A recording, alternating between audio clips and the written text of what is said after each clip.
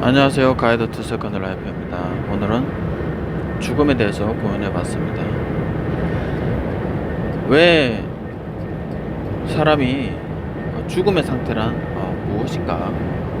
왜 죽는지는 하나님께서 약속을 하셨으니까, 말씀을 하셨으니까 사람에게 죽음이 찾아오는데, 그 죽음이라는 상태는 어떤 상태인가? 절망과 고통과 그리고 위로가 없고 영원한 심판이죠. 그 왜 그런지 제가 곰곰이 생각해 보니까, 하나님은 말씀으로서 말씀하시는데, 그 하나님의 말씀에는 뭐가 있냐면 위로가 있고 생명이 있고 선함이 있고 의로움이 있어요. 그러니까 결국은 죽음 상태에 있다, 영원한 불못에 던져서 고통받는다, 절망 속에 있다, 그 말은 뭐냐면 더 이상 위로하시는 하나님의 말씀이 안 들린다는 거죠. 영원히 하나님과 단절이라는 거는 영원히 하나님으로부터 오는 말씀을 들을 수가 없다. 저는 그 말이 좀 다르게 다가왔어요. 그러니까 우리가 믿지 않는 사람들이 심판받는 게, 죽는다는 게, 그 죽는다는 게 어떤 거냐? 하나님의 말씀을 더 이상 들을 수가 없는 완전한 영원한 단절, 그게 죽음이다. 갑자기 그런 생각이 들었어요. 여러분 지금 빛이 있을 때 빛을 믿으라.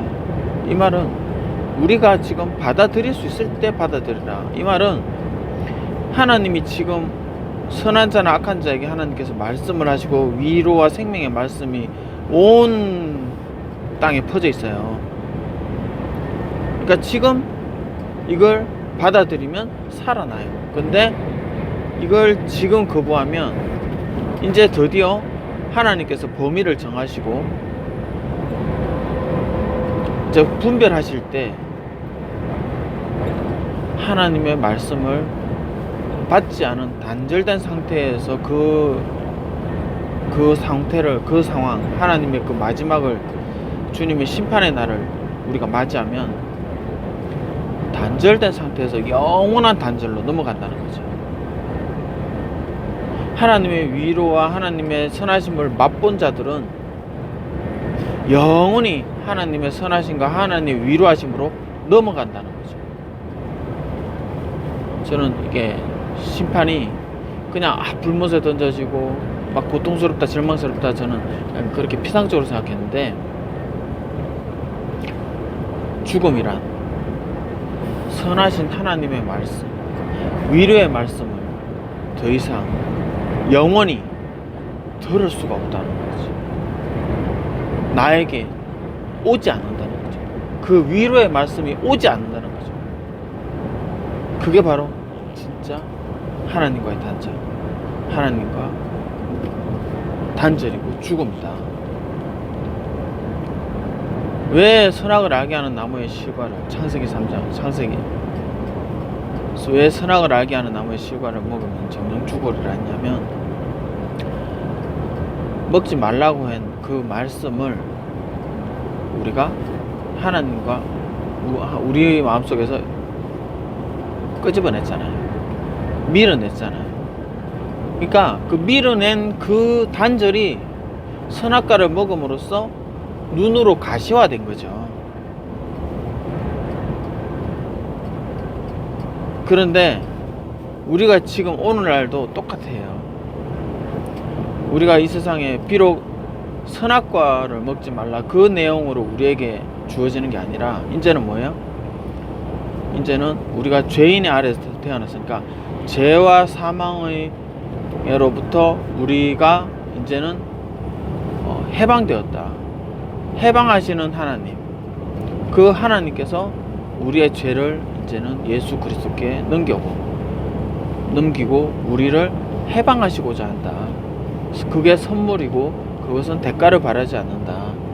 아담에게 에덴 동산과 하나님의 아들이라는 그것을 그저 주셨듯이 우리에게도 똑같이 회복이라는, 용서라는, 죄사함이라는, 이 생명이라는 것을 또한 거저 주고 계신다. 이제는 그때는 하나님의 말씀을 어기는 것은 선악과를 따먹는 게 하나님의 말씀을 이렇게 던지는 거고, 지금 오늘날에 하나님의 말씀을 던지는 것은 죄사함의 그 기쁜 소식, 예수님이 나의 죄를 대신 지으셨다.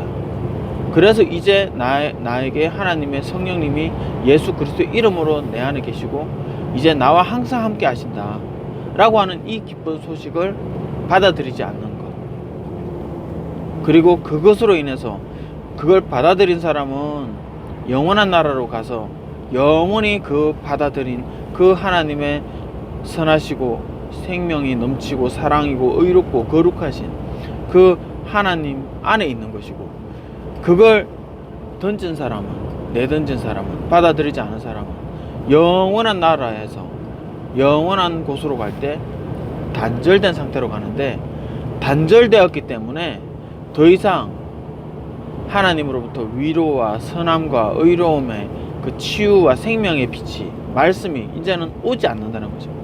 그 상태가 뭐예요? 절망과 고통과 죽음이라는 거죠. 아인슈타인이 그런 말을 했다고 해요. 죽음이란 무엇이냐? 생명의 부재다. 어둠이란 무엇이냐? 빛의 부재다. 고통이란 무엇이냐? 위로의 부재다. 아무튼 아인슈타인은 죽음은 무엇이냐? 생명의 부재다. 어둠은 무엇이냐? 빛의 부재다. 뭐 그렇게까지 얘기했다고 해요. 그러니까 뭐예요? 우리가 영원히 단절되고 영원한 죽음, 영원한 어둠 속에 있는 것은, 그것은 하나님께서 어둡게 하시고 하나님께서 죽이시고 그게 아니라는 거예요. 하나님의 선하심과 거룩하심과 빛남과 생명이 단절되는 거죠. 하나님이 죽음을 주시고 어둠을 주시고 그게 아니라고.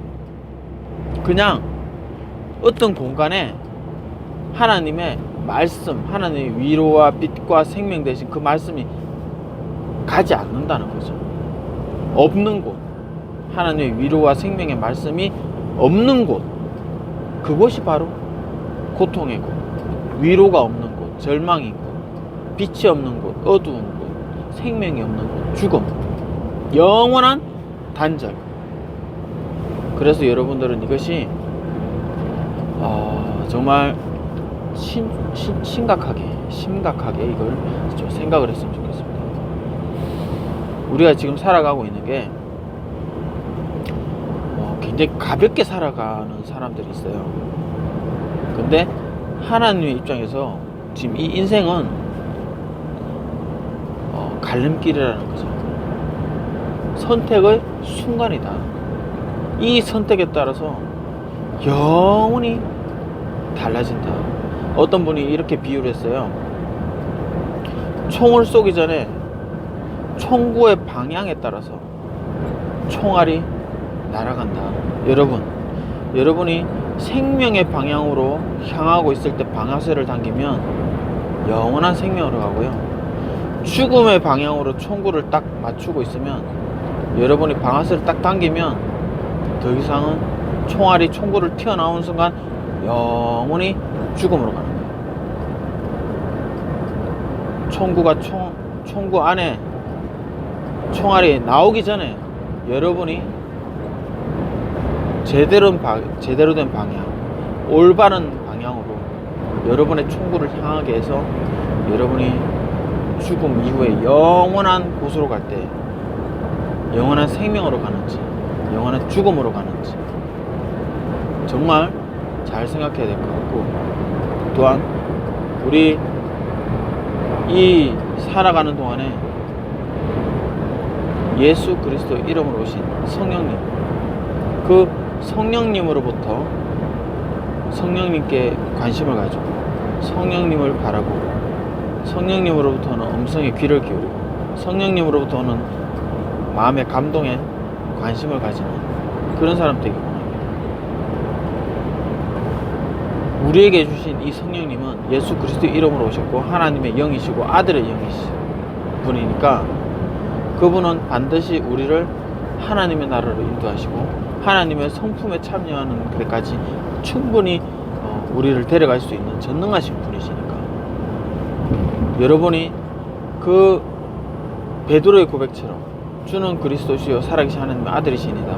그게 뭐죠? 하나님의 감동에서 시작된 거죠. 성령님께서 하나님의 영에 감동해서 그렇게 말했다고 했잖아요. 그 말은 뭐죠? 오늘날도 우리도 똑같다는 거예요. 우리도 만약에 우리가 하나님의 영에 감동되어서 그렇게 하나님을 바라보고 그렇게 예수님을 바라보게 되면 어떤 일이 생기느냐? 비로소 우리가 반석 위에 집이 되고 비로소 내 안에 천국의 열쇠를 가지신 성령님이 드디어 내 안에서 제대로 된 일을 하신다는 거죠. 여러분이 일을 하는 게 아니라 여러분 안에 계신 하나님이 내 믿음대로 될지어다 라고 하면서 일을 하신다고 해요. 그래서 여러분들이 하나님을 제대로 성령의 감동을 말씀을 알고 성령의 감동을 받아서 하나님을 제대로 알면 여러분의 인생을 하나님께서 이끄시고 하나님의 일하시는 것, 하나님이 얼마나 위대한 일을 여러분과 같이 일을 해가 나가시는지를 여러분들은 그걸 바라보면서 놀라고 기뻐하고 찬양하고 더 하나님을 알아가고 하나님을 경험하게 될 거라고 저는 생각합니다. 그러므로 여러분,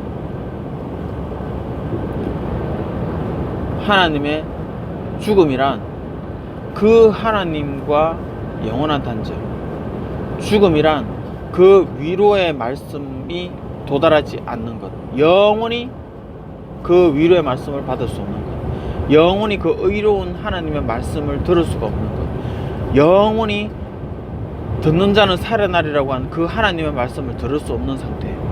영원히 그 사랑스러운 하나님의 말씀을 들을 수 없는 상태가 죽음이다. 그러므로 여러분, 더 생각이 심각해지고 진지해지고 고민해지셔서 여러분의 인생을 하나님이 기뻐하시는 방향으로 인도되기를 진짜 원합니다. 여러분의 성령님께서 여러분 안에 계시면 그 하나님의 영이시고 예수 그리스도의 영이신 성령님께서 여러분을 반드시 하나님의 나라로 인도해 주실 겁니다. 그 일을 하시기 위해서 성령님께서 오셨어요. 여러분들은 그 길을 따라가면서 성령님께서 하시는 위대하고 놀라운 일을 보면서 하나님과의 추억을 쌓아가시는 여러분 되시기를 바라겠습니다. 감사합니다.